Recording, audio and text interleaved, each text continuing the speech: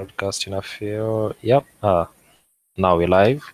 It's the 15th of March. Martin Fowler, Scrum, Agile Ventures. Happy to have Getty, Lucy, Miriam, Nick, and Sam with me, Sigumagwa, on this particular Scrum. So we can go ahead and give our reports. Nick, you're here first. Yeah, sure. On local support, I re-enabled the Jasmine for running on Travis. It is failing because I need to precompile some JavaScript library.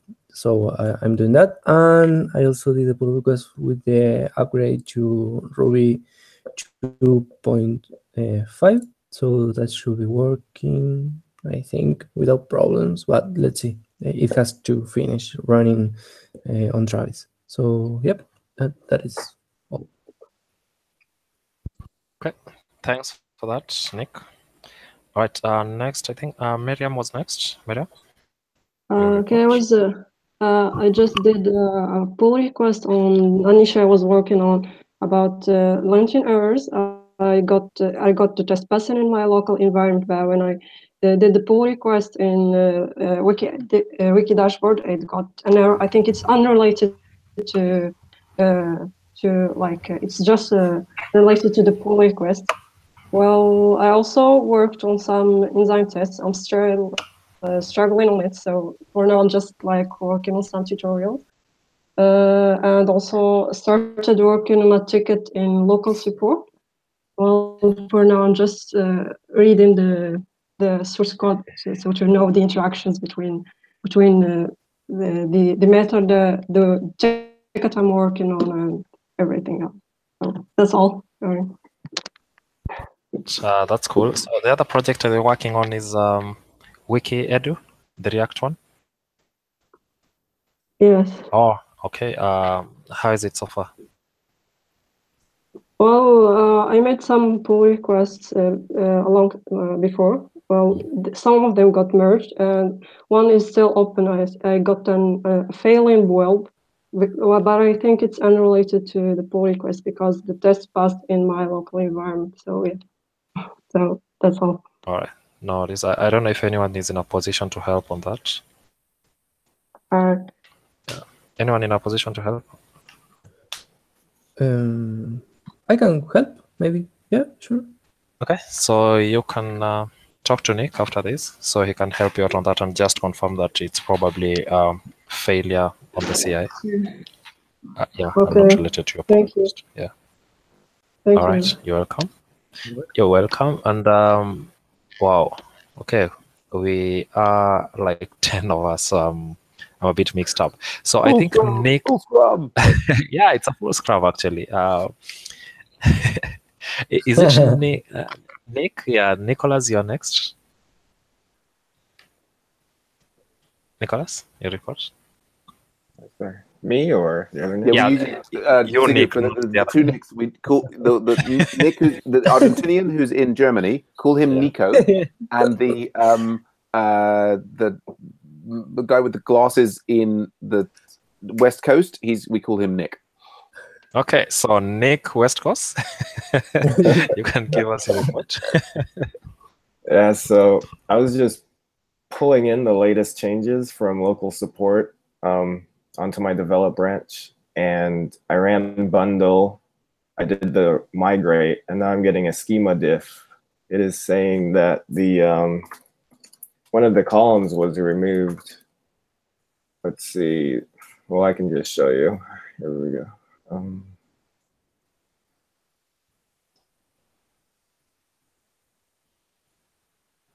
So right here, it's saying, yeah, the about organization column was removed. But if I go onto the local support GitHub, that column is still there on the develop branch. Weird.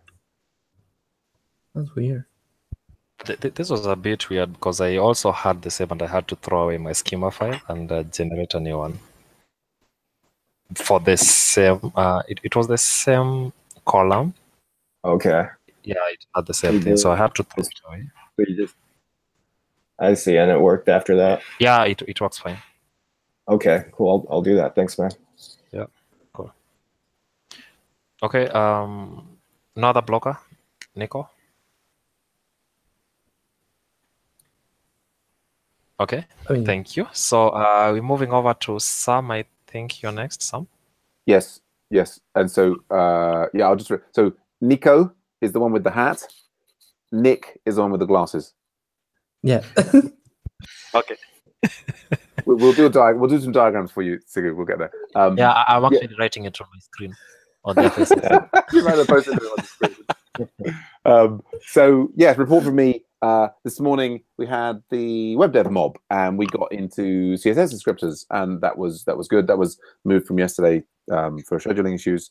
Then we had the local support meeting, which was very well attended, and we very excitingly managed to clear up the board quite a lot. And I've just emailed the client asking to see if we can try and get a meeting next week. So that's all exciting stuff. Not blocked there. I mean, I think I need to review a lot of more stuff in GitHub. I'm behind, but yeah, really appreciate all the support for everybody who's doing cross reviews where possible. What have we? We've got the deep learning mob coming up, and then there's a Thursday. Yeah, that's kind of the main thing moving forward. Yeah, I am struggling with having to find time for this private project. I so wish it was. I love open source. I love working on open source so much. Why can't everything be open source? Yeah, that's about. So I guess I'm backed up on. There's Met Plus DevOps stuff that I must get to, amongst other things. Yeah, that's my report. Thank you. And I've never heard you talk about your blocker. So can you just come up with a blocker and tell us what's blocking you? It's the absence of a time machine. It's the absence of a thing that kind of like stretches on. I mean, on the private project, we're a bit stuck in that the acceptance tests for this Electron thing are not. They're suffering from timing issues on Mac. Apparently, it all works on Linux. So that's kind of a bit of a blocker. Other blockers, I mean, yeah, I don't really have a technical blocker. Just come to the next Elixir mob and see us get stuck on some ridiculous capitalization issue. Then you'll see, a real blocker. Yeah, actually, having blockers makes us look more human to every other person. So yeah, indeed. And for us as the team, I guess I can give a quick team report. Then any member of the team who has something to add can give us. We can add on to that. So during the morning hours, we worked on Codewars, and we noticed that our points on never increased on Codewars, so it might be a problem on their side. And every day we aim to at least add a minimum of 2 points in around an hour or 30 minutes. So today we worked out very complicated things, and there was no point. That was a big disappointment for the day. What else did you work on? Trying to do some client proposals for today. And actually, yesterday after the Scrum, we had a Ruby meetup, which was well attended. Nice presentations from Getty. She was talking about the active model. Then Musa also talked about the MVC architecture to the attendance. We had around 5 new people and with us, so we were around 10 people in that particular meetup. A blog is coming up that we will share with you guys on the Tech Talk, and the slides are also shareable to anyone who wishes to have it. So that's the team report, unless I've forgotten anything. Yes, Nico? You saying something, Nico? I didn't say. No. All right. So anything to add, Getty? Okay, she's saying no. Anything, Lucy? No, nothing from Musa, Crafty? Okay, so they have nothing else to add. Immediately after this, I'm going to pair with Getty, not really pairing, but we're going to look at the pull request together so that she gets to understand the insides of Rails and how people write tests. Then after that, it can be merged. The pull request I'm talking about is a pull request on local support that enables someone to search for events. Volunteer ops, not events. Or maybe, I don't know. Yeah, so that's it, and that's our Scrum possibly. Cool. All right, so we're 4 minutes under time. Thank you. Nico, you can talk to Miriam if you have time, probably. Yeah, sure. Sure. I'll leave the handout over. Before nickname on Slack. Yeah. Yeah, I think she's Mariam on Slack. Okay. Yeah, I remember. Yeah. I was going to say, Sigu, on that one that you're going to work with Getty on. Yeah. I was having a discussion with Nico about trying to avoid controller tests where possible. Nico, you were saying you added them because you thought our test coverage was low. Did we have a thing about? Yeah. Because one of the things that it was Cold Climate was telling me is it was that our code coverage was decreasing because of the functionality that we have added. So right, but so can we cover that functionality with Cucumber tests rather than RSpec tests, or is Code Climate not measuring our coverage off of the Cucumber tests? That is something that we need to check. Yeah, because we can cover it with Cucumber. Sure. Yeah. Without the need of RSpec covering that. Yeah. Yeah. So that's go on, Sigurd. So I also ask, I guess I'm sharing my screen right now. So while we started working, looking at this with Getty, the index, so at this line 10, it was looking if the query is blank, then it uses this upcoming one. Otherwise, it will do upcoming.search. So we automatically assume that upcoming.search, this is an instance method on the upcoming object, which is created right here, line 8. Yep. Yeah, and when we came down here, this is not an instance method. This is a class method. It was a fine. Yeah, I just let it like that. Yeah, but we should change it. Yeah. Yeah, so this was the confusing bit. So you were trying to work out. So does that mean that if you do self.search and you call it on, this should not be possible. Calling it on an instance should not be able to call this. It depends what event upcoming is returning. Have you got the upcoming method there as well?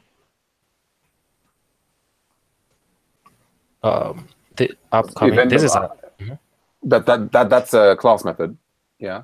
But then what does it return? What does it return? This is a scope that returns. Go on. Let's see.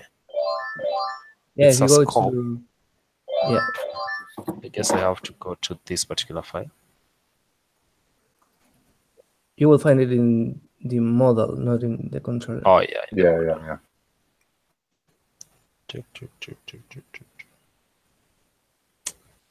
Code. The app. Yep. Models. I didn't realize it, but yeah, you're right. So event. Yeah, event. So that's gonna return. Surely that should return like an action record result object. I would have thought. And then what's the other method that we're calling on that? We're calling search. Yeah. But so where's that search? If you scroll down, is a search method defined in this file? Not here, but on the pull request, it's defined as a class method. Yeah, it's a class method on the. But on the it's defined as in the pull request. It's defined as a class method there. Yeah, it's interesting that works. Yeah, it's really interesting. I didn't expect that to work. Well, and even is it that search method that's being used? Because if you're calling search on like an action record result set, maybe already having a search method. That would be something that I would probably want to step through in the debugger to check exactly what's going on. I will do it. Yeah. So we actually had it. Yeah. This is what we tried to do with Getty. We print out some 90 equal signs so that if we come to the browser right here and search for Edna. Yeah. Okay. When we hit on search, then we expect to see the equal signs right here, and there was none. Oh, here it is. There. Yeah. So, are you familiar, Sigu, with using the debugger to step through the code? Yeah, I tried the debugger. It never worked for us. It didn't work for you. Try bybug. Try bybug there instead of debugger. This one.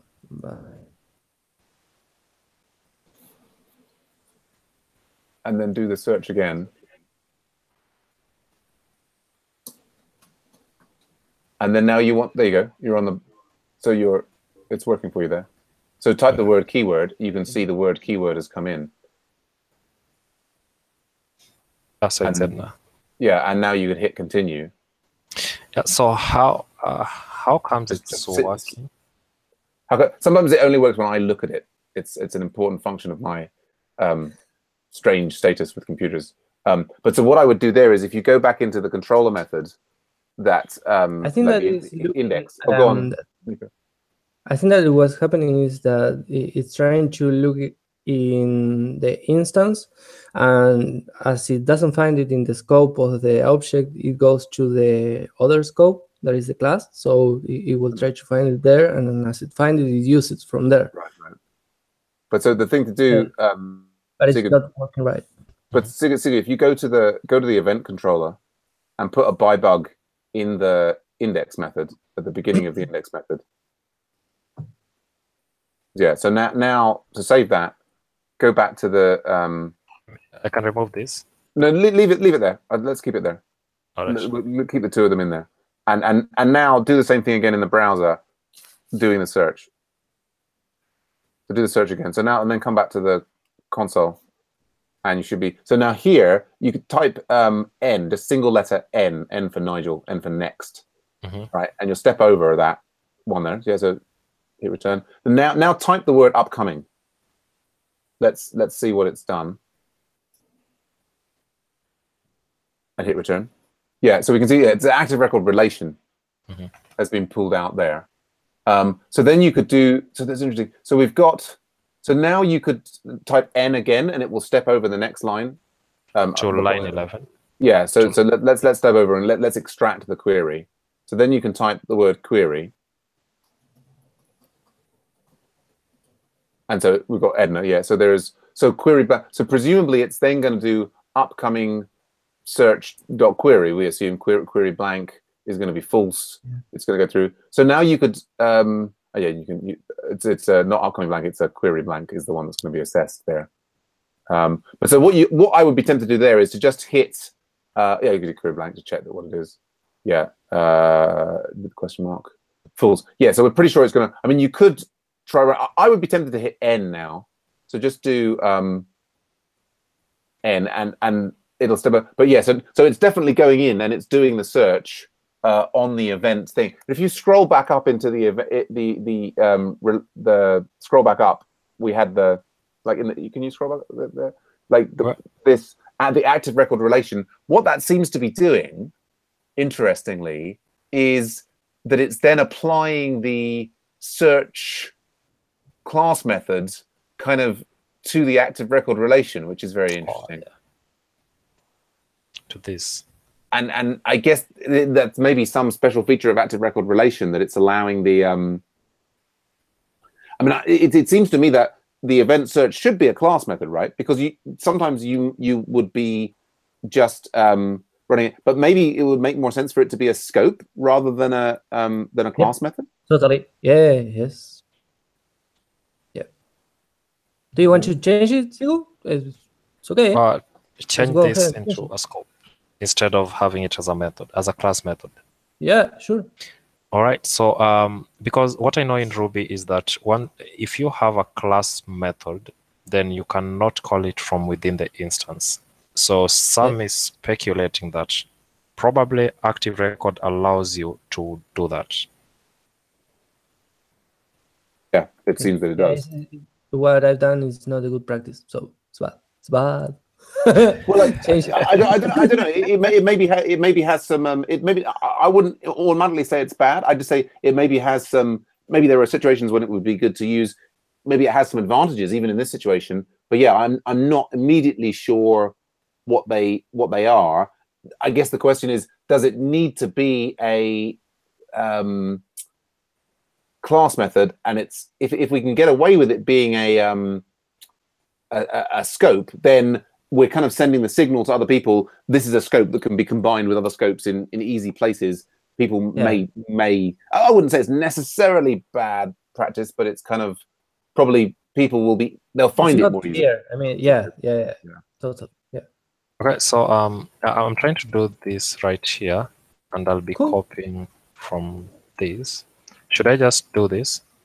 Will it work fine?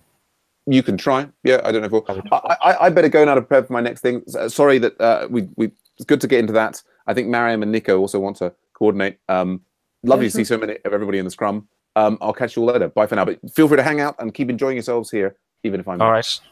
No problem. Nico, can we continue for like a minute or two? Then you can. Sure. Yeah. No problem.